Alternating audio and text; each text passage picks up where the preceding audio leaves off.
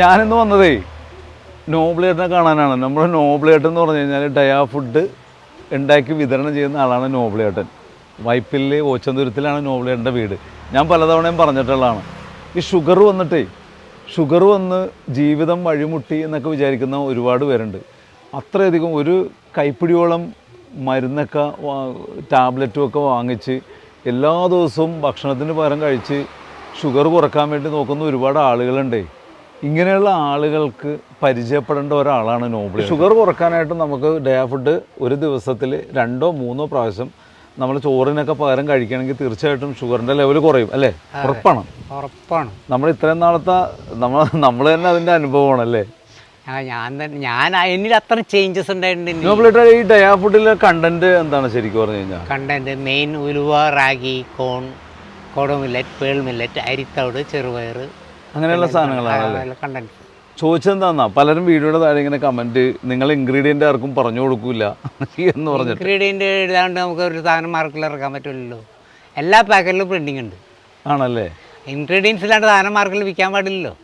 ഇത് കുറുക്ക് പോലെ കുറുക്കി കഴിക്കാൻ പറ്റുന്ന സാധനമാണോ? അല്ല, കുറുക്ക് പോലെ കുറുക്കി കഴിക്കാൻ പറ്റില്ല. ഇത് ഗ്രാനുവൽ ഫോമാണ്. നുറുക്കരി കഞ്ഞി പോലെ ഇരിക്കും. ഓട്സ് ഒക്കെ ഉപയോഗിക്കൽ കുറച്ചും കൂടെ ഹാർഡായിട്ടുള്ള.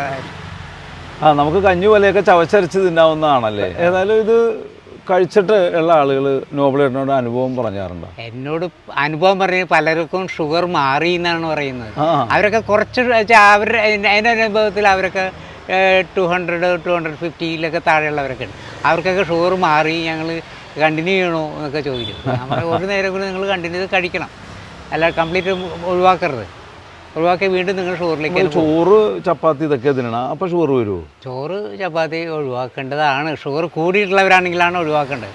ഇപ്പോൾ കുറവുള്ളവരാണെങ്കിൽ ഒരു നേരം കുറച്ച് ചോറ് കഴിക്കാം, അത് ഒഴിവാക്കുന്നതാണ് ഞാൻ പറയുന്നത്. പലർക്കും ചോറ് ഒഴിവാക്കാൻ പ്രയാസം. ചോറ് ഒഴിവാക്കാൻ പലർക്കും പ്രയാസമാണ്. എന്താണെന്നറിയാമോ, ചില ആളുകൾ പറയണതേ ചോറ് തിന്നിട്ട് ചാകണമെങ്കിൽ ചത്തോട്ടെ എന്നാ പറയാം. അതൊക്കെ ഈ ചത്തോട്ടെ എന്നുള്ള വാക്കുകൾക്കൊക്കെ നിസ്സാരം എല്ലാവർക്കും പറയാം. പക്ഷേ ആ സ്റ്റേജിലേക്ക് എത്തുമ്പോൾ എല്ലാവർക്കും പ്രയാസമാണ്. എങ്ങനെ ഇതിലും തിരിച്ചു വരുന്നതാണ് പിന്നത്തെ ചിന്ത. എന്ത് മുടക്കിയാലും തിരിച്ചു വരണം, അതാണ് എല്ലാവരും ആഗ്രഹം. ആർക്കും ഈ ഭൂമി വിട്ടു പോകാൻ ആർക്കും ആഗ്രഹം ഇല്ല. കാരണം നമ്മൾ ഏറ്റവും സന്തോഷവാനായി ജീവിക്കുന്ന സ്ഥലമാണ് നമ്മുടെ ഭൂമി.